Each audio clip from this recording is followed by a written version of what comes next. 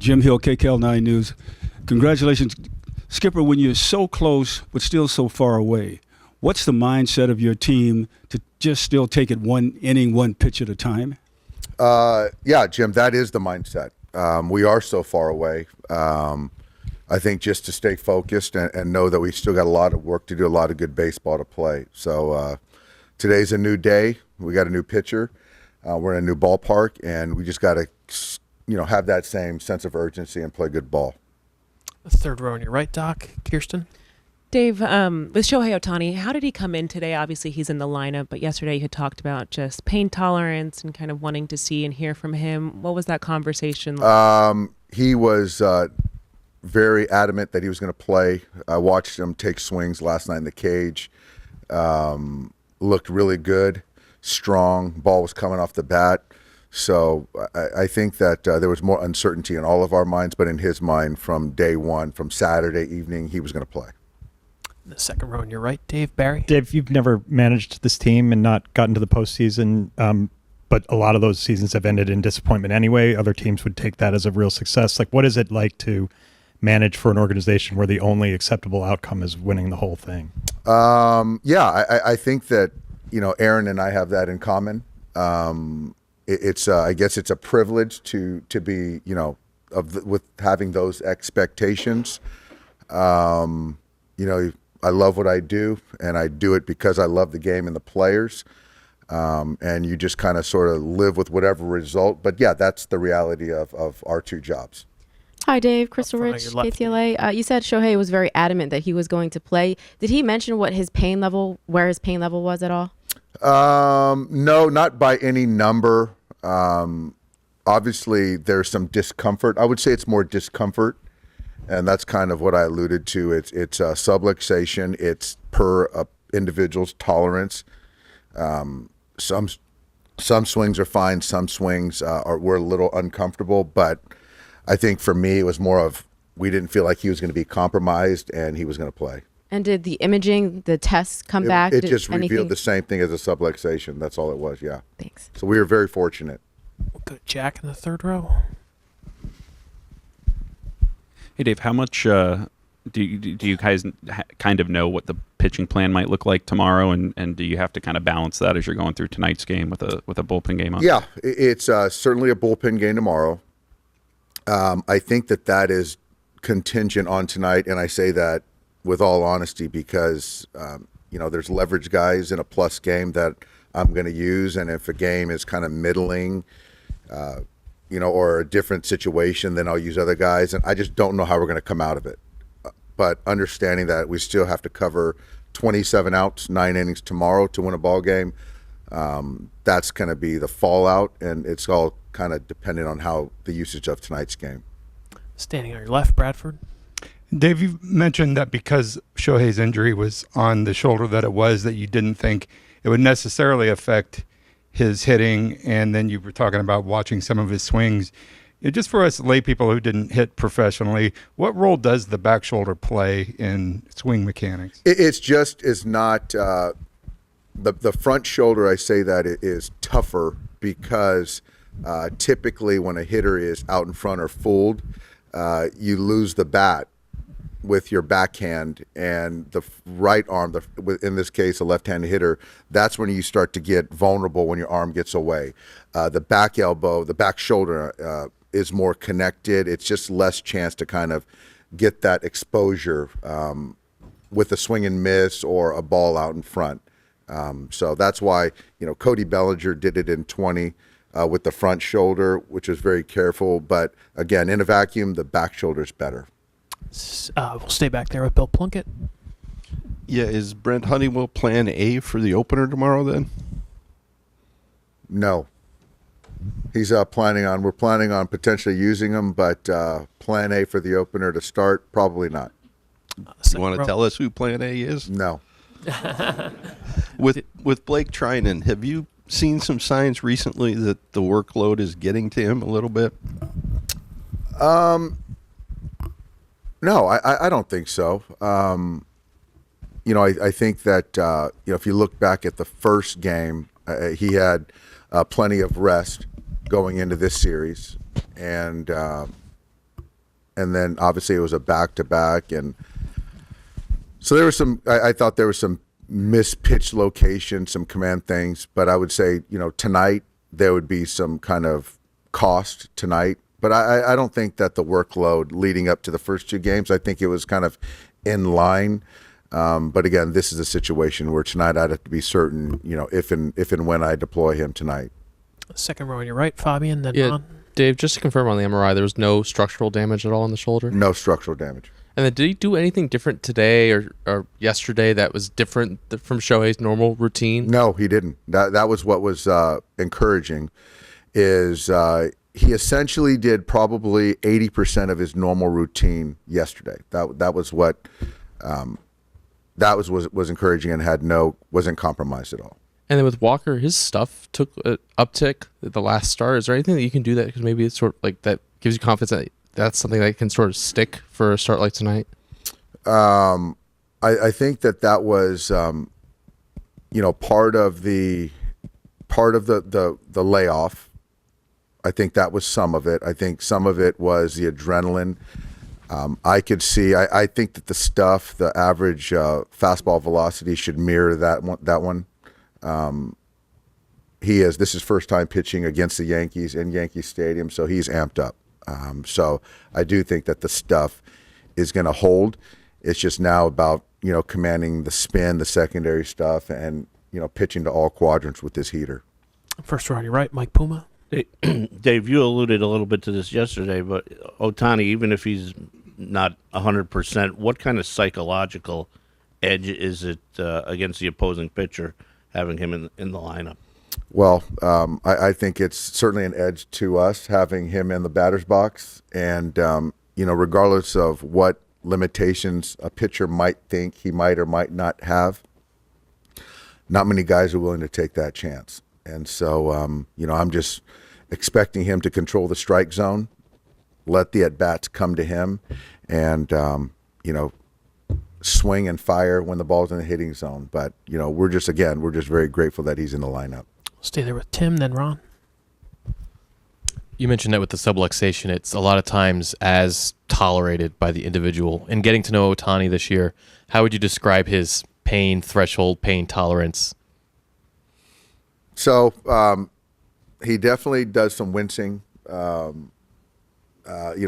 off the shin and things like that. But, when it comes down to it, extremely tough. And this was a big test for him because it's certainly uncomfortable. So not that there was ever any doubt that he was going to post, but he's a competitor. He wasn't going to not be in there. And similarly, since it's a partial dislocation, was there any popping it back in of treatment? Okay. There was initially, yes. Yeah, like Saturday night. Correct. Right away, sort of Correct. thing. Okay, got it. We'll go to Ron next, or Tyler, then Ron. When Ohtani has the scare stealing a base, does it give you any pause in terms of like how often he should be doing that? I mean, he was extremely successful this year, but he's also extremely important. What's the risk reward there? Tyler, I don't typically try not to play. I don't play that game. You're still playing baseball, and most of his stolen base is equated to runs scored. And on this particular instance, I like the 2-out stolen base attempt, and it just happened that there was a sublux. If it were an 8-1 game or a game that the run didn't matter, I probably wouldn't have run. But in this context, they got to still play baseball. And Ron next. Is this type of injury will heal on its own, or is any procedure going to be needed? That I don't know. I'm hoping it just heals on its own and it'll be an afterthought, but I don't know enough. And Max mentioned while you guys were on the bus after the game, he sent the group text to the players that "Don't worry, I'll be all right." Were you aware of that at the time? I wasn't, and I would have been helpful if I would have on that thread. I would have slept better Saturday night. So I wasn't privy to that until earlier today. So that would have been helpful. Go to Barry in the second row on your left. Doc, do you know, has this ever happened to him before? No, not that I know, Barry. Also, my understanding of this and covering it is that once it does happen, there's a chance of it happening again. I think that's fair. Yep. Go to Mike and then Juan. Yeah, following up on Tyler's question, will Shohei still have the green light on the base paths? He's not. I mean, I don't think he'll be running. I don't think he'll be running. And he's slid numerous times this year. I think he's a great slider. What happened on that slide specifically? I don't know. I mean, you can look at all the 50 stolen base that he had. It's the same slide. I don't know the answer. Yeah. We'll stay over there with Juan. Dave, you kind of mentioned it there, but is this something that you're going to have to check in with him tomorrow, like before? Yes, I will. I'll check in with him, but I don't expect a different answer. But yes, absolutely. A little bit further back on your left, Sam. Sorry, is Ohtani still getting treatment? Yes. Just finished the hitters meeting. It's constant treatment and just making sure he's in a good spot. But yeah, he is. Thank you. Far back on your right, Bill Plaschke. Yeah, Dave, if this were the regular season, would Shohei be playing?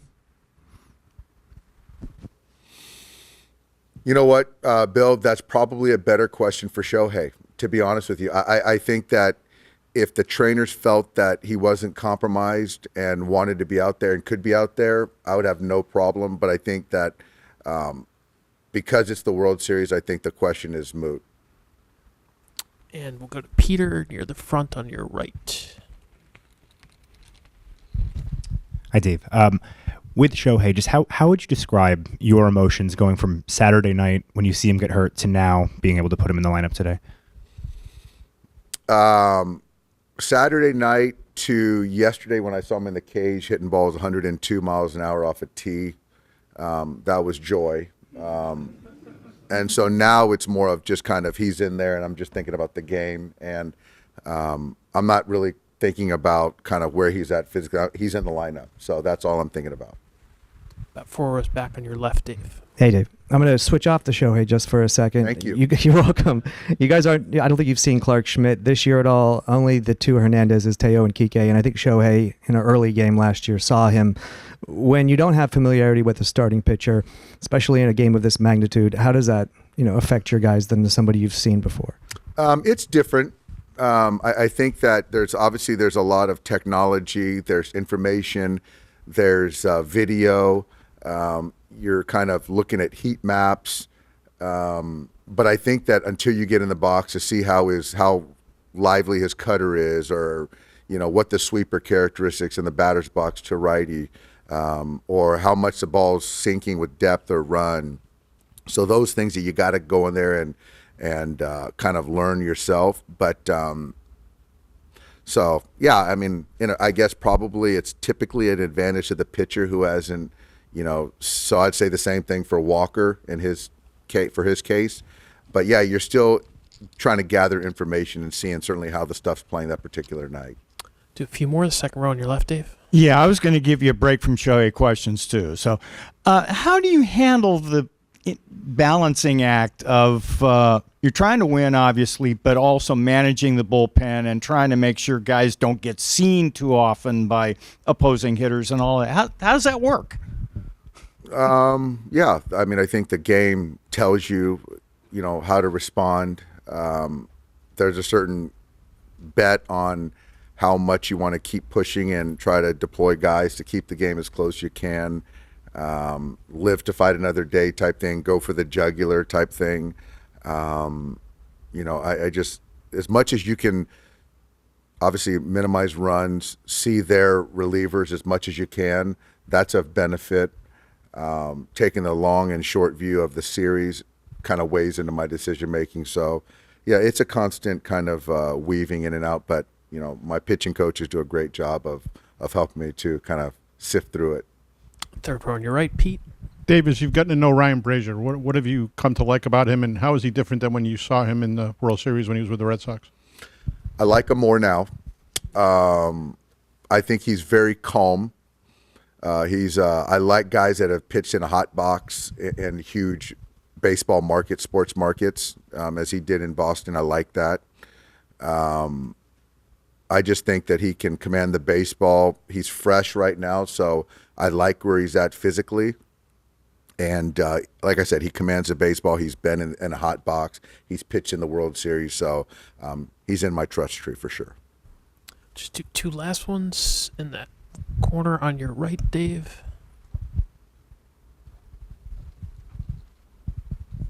So going back to Shohei's conversation, but you say he's getting treatment. Is he getting medication or shot or tape on the shoulder? And if he has a taping on the shoulder, how much limit he has for the swinging? It's all of the above on the treatment and stuff. The tape is just protecting and stabilizing, not really limiting. One last one for Doc. We'll finish up right here. Dave, when Tyler went down for the season, the players met, and it seemed to be a turning point.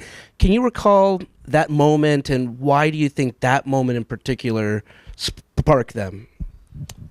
No, they just all came together. They all came together and knew we had a big loss in Tyler, and they just banded together. So I do think that give credit to the guys that knew that we lost a big piece to the puzzle, but realizing that they had enough talent and camaraderie in the clubhouse, and so they just all kind of came together. So that was certainly a good turning point for us. All right, Doc. Thanks so much. Thanks, Appreciate guys.